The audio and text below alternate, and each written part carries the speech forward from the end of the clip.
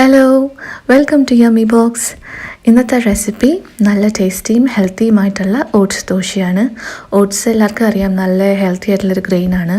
പക്ഷേ അത് എല്ലാ ദിവസവും പോറിഡ്ജ് ആയിട്ടൊക്കെ കഴിക്കുമ്പം കുറച്ച് ബോറടിക്കും. അപ്പോൾ ചട്നിയുടെ കൂടെ ഇതുപോലെ ഒരു ടേസ്റ്റി ക്രിസ്പി ദോശയായിട്ട് കഴിക്കാൻ നല്ല ടേസ്റ്റാണ്.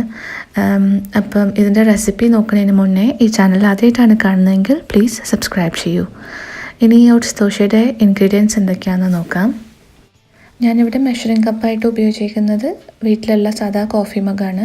ഈ കോഫി മഗിൽ ഒരു 1/4 കപ്പ് റോൾഡ് ഓട്സ്, സാധാരണ പോറിഡ്ജിന് ഉപയോഗിക്കുന്ന ഓട്സ്, അതേ കപ്പിൽ തന്നെ 1/4 കപ്പ് റവ, 1/2 കപ്പ് അരിപ്പൊടി, 1/2 കപ്പ് തൈര്, ഇതേ കപ്പിൽ തന്നെ ഒരു 2.5 കപ്പ് വെള്ളം, പിന്നെ ഒരു ചെറിയ സവാള കുഞ്ഞിതായിട്ട് അരിഞ്ഞത്, ഞാനൊരു വൈറ്റ് സവാളയാണ് എടുത്തേക്കുന്നത്, പിന്നെ ഒരു നുള്ള് ജീരകം, 1 ടേബിൾ സ്പൂൺ ഇഞ്ചി ചെറുതായിട്ട് അരിഞ്ഞത്, ഒരു ചെറിയ പച്ചമുളക് അല്ലെങ്കിൽ എരിവിനനുസരിച്ചുള്ള പച്ചമുളക് കുഞ്ഞിതായിട്ട് അരിഞ്ഞത്, ഉപ്പ്, കുരുമുളക്, പിന്നെ ഓപ്ഷണലായിട്ട് മല്ലിയില, കറിവേപ്പില, കുറച്ച് വറ്റൽമുളകിൻ്റെ ചെറുതായിട്ട് അരിഞ്ഞ വറ്റൽമുളക്.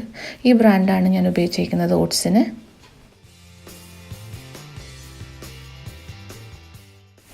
അപ്പോൾ ഇത്രയേ ഉള്ളൂ ഇതിൻ്റെ ഇൻഗ്രീഡിയൻസ്. വളരെ സിമ്പിളാണ് ഇതുണ്ടാക്കാൻ, അതിലും സിമ്പിളാണ്. ഒരു ബ്ലെൻഡറിലോ അല്ലെങ്കിൽ ഒരു മിക്സിയുടെ ജാറിലോ ഈ ഓട്സ് ആദ്യം ഒന്ന് പൊടിച്ചെടുക്കണം.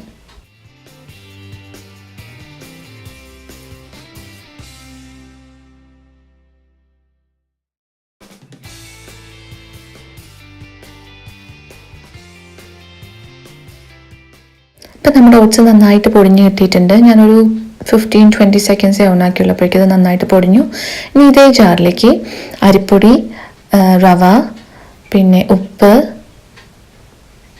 കുരുമുളക്, ഒരു പിഞ്ച് ജീരകം, 1/2 കപ്പ് യോഗട്ട്, അതേ കപ്പിൽ തന്നെ 2.5 കപ്പ് വെള്ളം, സാധാ ടാപ്പ് വാട്ടർ, എല്ലാം കൂടി ഇട്ടിട്ട് നമുക്കതിൻ്റെ ബാറ്റർ റെഡിയാക്കാം.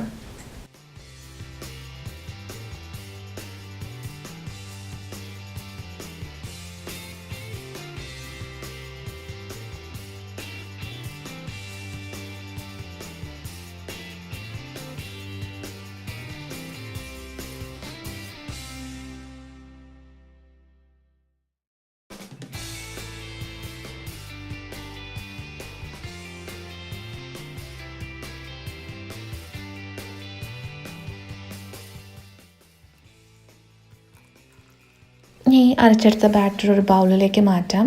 ഇതൊട്ടും കട്ടിയുള്ളതല്ല, ഇതിൻ്റെ കൺസിസ്റ്റൻസി നല്ല ലൂസാണ്, തിന്നായിട്ടുള്ളൊരു ബാറ്ററാണ്.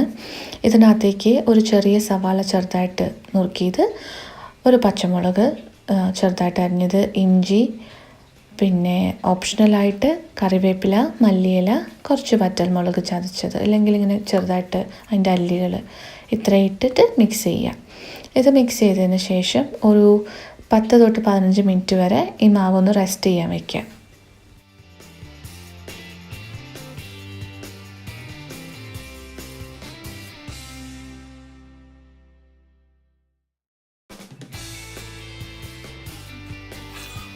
ഇപ്പോൾ ഒരു 15-20 മിനിറ്റ്സ് കഴിഞ്ഞിട്ടുണ്ട്. അത് കണ്ടത്തില്ല, തിൻ കൺസിസ്റ്റൻസിയിലുള്ള മാവാണ്. ഇനി ഇതിൻ്റെ ദോശ ഉണ്ടാക്കാം. അതിന് വേണ്ടിയിട്ട് ഒരു ദോശക്കല്ലിൽ നന്നായിട്ടൊന്ന് ഗ്രീസ് ചെയ്യാം.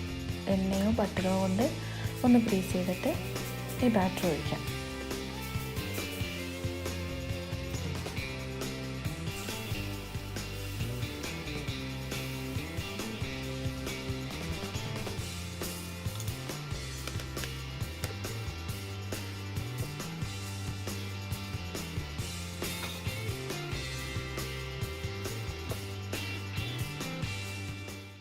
ആവശ്യമുണ്ടെങ്കിൽ ഇപ്പോൾ കുഞ്ഞുങ്ങൾക്കൊക്കെ ഉണ്ടാക്കണമെങ്കിൽ ഇതിൻ്റെ പുറത്തൊന്നും കൂടി ബട്ടറോ എങ്ങാനും തളിക്കാം. പക്ഷെ അത് നിർബന്ധമല്ല, ഓപ്ഷണലാണ്.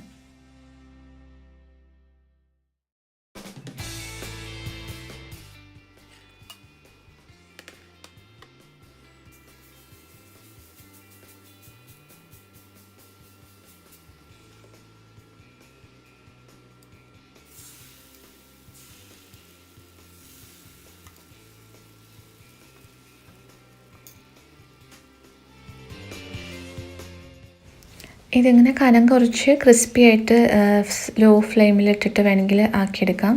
അല്ലെങ്കിൽ സാധാരണ പോലെ വട്ടം കുറച്ചിട്ടുള്ള ചെറിയ ദോശയായിട്ട് വേണമെങ്കിലും ഉണ്ടാക്കാം. പക്ഷേ ഇതിൽ ഒട്ടും ഷേപ്പ് പ്രതീക്ഷിക്കരുത്. ഇതിങ്ങനെ കറക്റ്റ് റൗണ്ടായിട്ടൊന്നും വരില്ല. കാരണം നമ്മുടെ സാധാ ദോശമാവിൻ്റെ കൺസിസ്റ്റൻസിയിലാണെങ്കിൽ കറക്റ്റ് റൗണ്ടായിട്ടൊക്കെ ഉണ്ടാക്കാൻ പറ്റും. പക്ഷേ ഇത് ഈ മാവ് ഇങ്ങനത്തെ തിന്നായിട്ടുള്ള മാവായതുകൊണ്ട് ഇങ്ങനെ ഒരു ഷേപ്പൊന്നും ഇല്ലാത്ത പോലത്തെ ദോശയായിരിക്കും നമ്മൾ കുഞ്ഞതായിട്ട് ഉണ്ടാക്കാൻ നോക്കുകയാണെങ്കിൽ. ഇത് നല്ല ഈസിയാണ് ഉണ്ടാക്കാൻ, നല്ല ടേസ്റ്റുമാണ്.